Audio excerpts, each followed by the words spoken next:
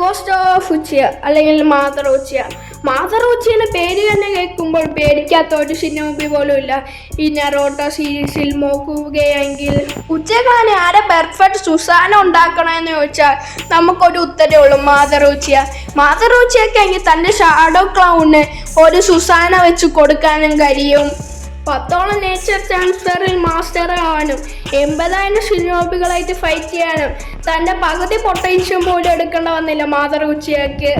തൻ്റെ ബ്രദറിൻ്റെ കണ്ണ് തന്നിലേക്ക് ട്രാൻസ്പ്ലാന്റ് ചെയ്യാനും തിരുന്ന മാതർ ഉച്ചിയക്ക് ടെനൽ മങ്കിക്കു ക്ഷണിക്കാൻ അഡ്വാൻറ്റേജ് കൊണ്ട് ഇച്ചിരി സെക്കൻഡ്സിന് വേണ്ടി സമയം പുറകിലോട്ട് നമ്മളെ മാതർ ഉച്ചിയക്ക് കൊണ്ടുപോകാൻ കഴിയും.